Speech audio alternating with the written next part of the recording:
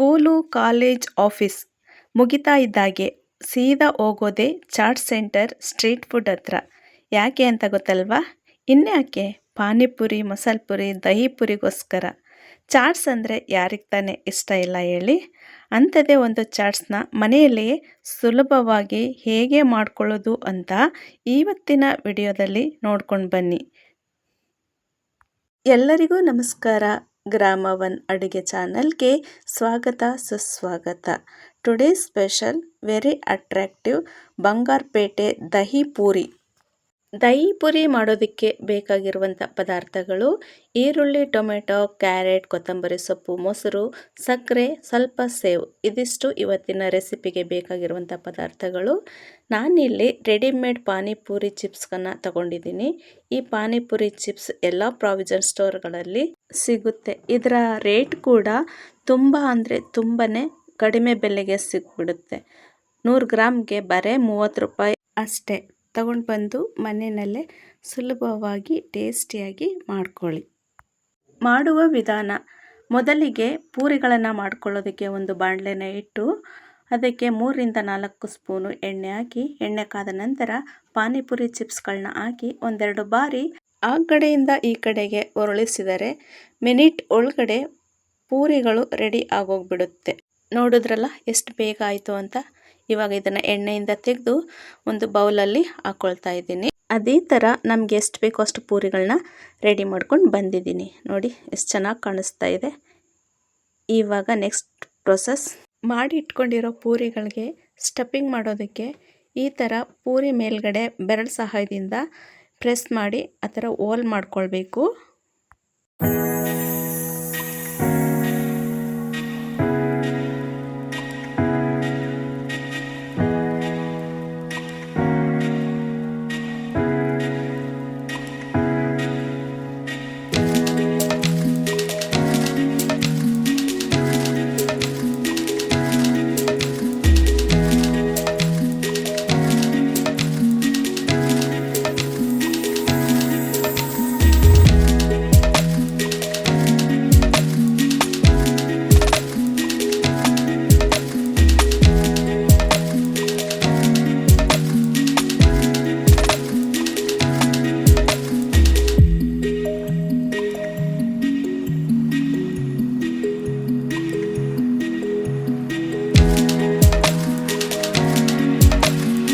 Friends, ಇವಾಗ 1 cup ಮೊಸರಿಗೆ 4 ಚಮಚ ಸಕ್ಕರೆನ ಹಾಕ್ಕೊಂಡು ಮಿಕ್ಸ್ ಮಾಡ್ಕೊಳ್ತಾ ಇದ್ದೀನಿ.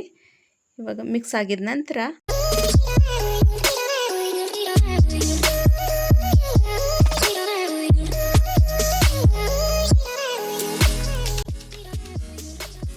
ಓಕೆ, ಪೂರಿಗಳಿಗೆಲ್ಲ ಫಸ್ಟ್ ಲೇಯರ್ ಎಲ್ಲ ಇಂಗ್ರೀಡಿಯೆಂಟ್ಸ್ನ ಫಿಲ್ ಮಾಡ್ಕೊಂಡಿದ್ದೀನಿ.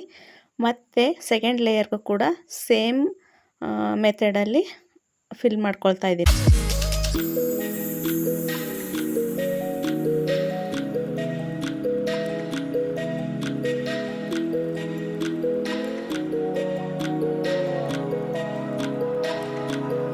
ಓಕೆ, ನಮ್ಮ ಕಲರ್ಫುಲ್ ದಹಿ ಪುರಿ ರೆಡಿ. ಈಗ ಟೇಸ್ಟ್ ಮಾಡೋ ಸಮಯ. ಅದಕ್ಕೂ ಮುಂಚೆ ನಮ್ಮ ಚಾನಲ್ಗೆ ಇನ್ನೂ ಯಾರೆಲ್ಲ ಸಬ್ಸ್ಕ್ರೈಬ್ ಆಗಿಲ್ಲ, ಪ್ಲೀಸ್ ನಮ್ಮ ಚಾನಲ್ನ ಸಬ್ಸ್ಕ್ರೈಬ್ ಮಾಡಿಕೊಂಡು ಎಲ್ಲ ವಿಡಿಯೋಗಳನ್ನ ನೋಡಬೇಕಾಗಿ ವಿನಂತಿ. ಹಾಗೆಯೇ ಮುಂದಿನ ವಿಡಿಯೋಗಳ ನೋಟಿಫಿಕೇಷನ್ಗಾಗಿ ಪಕ್ಕದಲ್ಲಿರೋ ಬೆಲ್ಲೈಕನ್ನ ಒತ್ತಿ ಆಲ್ ಆಪ್ಷನ್ನ ಸೆಲೆಕ್ಟ್ ಮಾಡ್ಕೊಳ್ಳಿ. ಮುಂದಿನ ವಿಡಿಯೋದಲ್ಲಿ ಸಿಗ್ತೀನಿ. ಅಲ್ಲಿವರೆಗೂ take care, bye. Thank you for watching.